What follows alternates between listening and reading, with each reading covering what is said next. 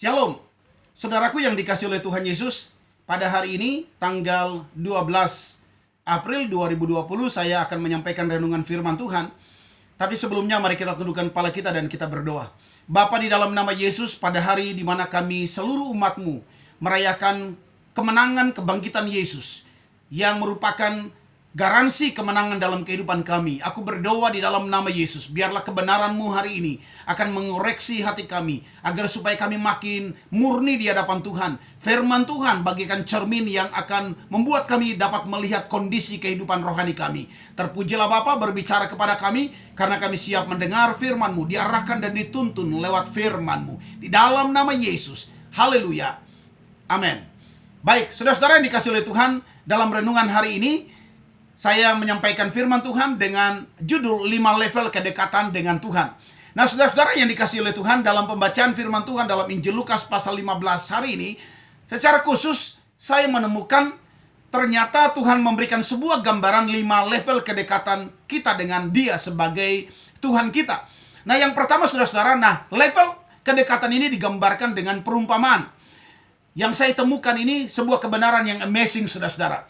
Yang pertama dalam Injil Lukas pasal 15 ayat 8-10 adalah gambaran tentang dirham yang hilang. Sekalipun dia jauh dari Tuhan, tapi tidak merasa jauh dari Tuhan. Jadi saudara-saudara perhatikan, dirham yang hilang ketika dicari oleh tuannya, maka dirham ini karena ini benda mati, maka dia tidak punya perasaan untuk kembali kepada tuannya. Nah, ini adalah gambaran dari kehidupan rohani yang mati. Kehidupan rohani yang sekalipun sudah melanggar firman, tapi dianggap biasa saja. Sekalipun sudah berdosa, tapi dianggap tidak berdosa. Dan ini hati yang membatu. Saya berdoa, saudara-saudara yang dikasihi oleh Tuhan, biarlah setiap kita yang mendengarkan firman ini, kita boleh Tuhan membuka hati kita. Roh Kudus akan memberikan penerangan dalam hati kita, supaya kita tidak ada pada level hubungan kita dengan Tuhan seperti ini. Yang kedua, saudara-saudara, level hubungan yang kedua di dalam Injil Lukas pasal 15 ayat 1-7, gambaran tentang domba dan gembala, domba yang hilang. Nah, saudara-saudara yang dikasih oleh Tuhan, gambaran domba yang hilang ini agak berbeda dengan dirham. Kalau dirham dia hilang, dia tidak tahu jalan pulang, karena itu adalah benda mati. Tetapi kalau domba yang hilang, ini domba ini ketika siang hari digambarkan dia akan mencari makan kemana saja sesuka hatinya. Tetapi ketika malam hari, ketika dia menemukan malam hari di tengah kegelapan, baru kemudian dia berteriak agar supaya tuannya, sang gembala, bisa mendengarkan suaranya, dan kemudian sang gembala datang menolong dan menyelamatkan dia. Nah, saudara-saudara, ini gambaran hubungan kedekatan kita dengan Tuhan, yaitu gambaran dari orang-orang yang ketika sukses, ketika diberkati, ketika dalam keadaan baik-baik, itu melupakan Tuhan. Lupa berdoa, lupa baca Alkitab, bahkan lupa ke gereja, sibuk dengan kegiatan-kegiatan duniawi. Tetapi ketika punya masalah, tertumbuk dengan masalah, ketika sakit, ketika bangkrut, ketika ada dalam pergumulan yang berat, ada di persimpangan jalan, baru ingat Tuhan. Itu bicara mengenai kegelapan. Domba ini gelap, baru kemudian diingat kepada tuannya, dan dia berteriak supaya tuannya datang menolong. Nah, ketika ada masalah, baru kemudian kita ingat Tuhan dan kita berteriak. Ini level kedekatan yang kedua. Level kedekatan yang ketiga dalam ayat 11. Dalam Injil Lukas pasal 15 ayat 11-17 itu gambaran tentang anak yang hilang.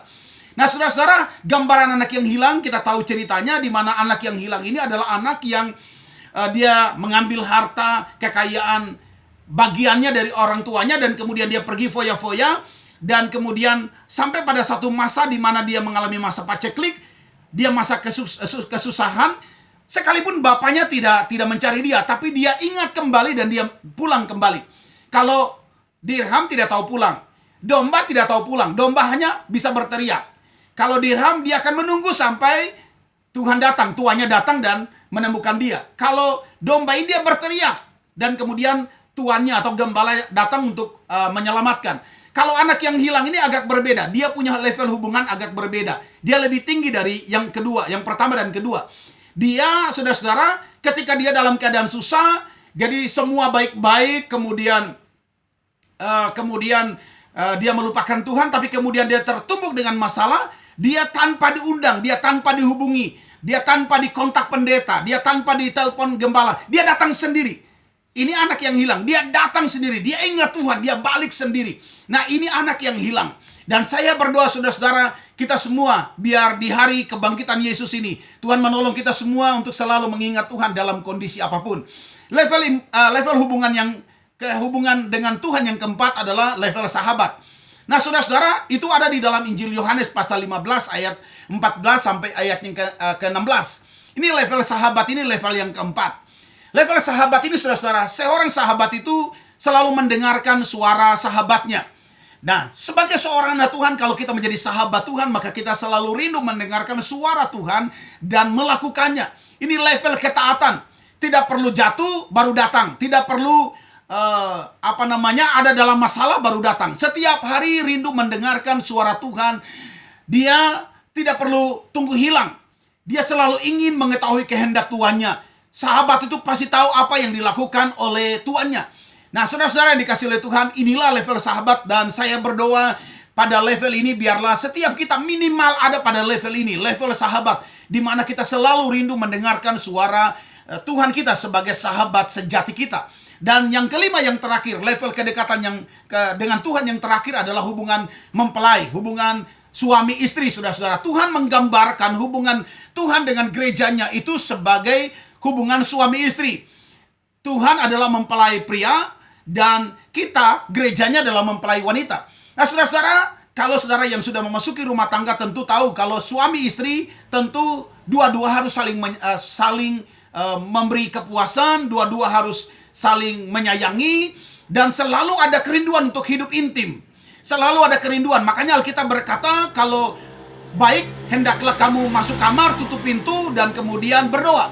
Nah, itulah yang dilakukan oleh suami istri. Saudara-saudara yang dikasih oleh Tuhan, saya berdoa, biarlah kita semua pada hari kebangkitan Yesus ini, kita ada pada level hubungan kedekatan kita dengan Tuhan, ada pada level yang kelima, di mana kita sebagai mempelai wanita, kita selalu rindu untuk memberikan kepuasan kepada mempelai pria di dalam hubungan keintiman kita. Saudara-saudara, dalam hubungan suami istri, kalau seorang istri memberikan kepuasan kepada sang suami, maka tentu suami akan hatinya disenangkan. Dan kalau hatinya disenangkan, tentu suami akan memberikan sesuatu yang terbaik bagi istrinya. Demikian dengan saudara-saudara, demikian pula kalau kita sebagai mempelai wanita memberikan kepuasan kepada Tuhan dalam hadirat Tuhan, selalu berdoa, menyembah Tuhan, membaca firman, hidup intim dengan Dia. Saya percaya saudara-saudara, sebagai mempelai pria, ketika dia puas dengan hubungan intim kita dengan Dia, maka Dia pasti akan memberkati hidup kita dan mencukupkan semua kebutuhan kita. Saya berdoa di hari-hari yang tidak mudah ini,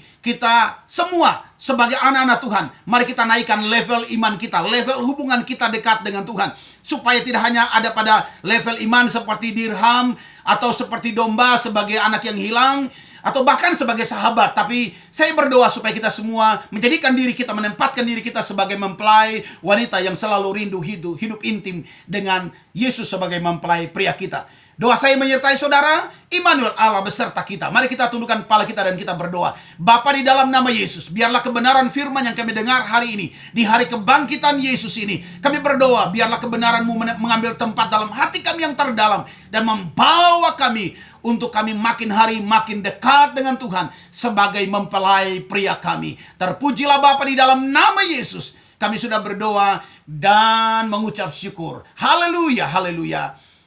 Amen.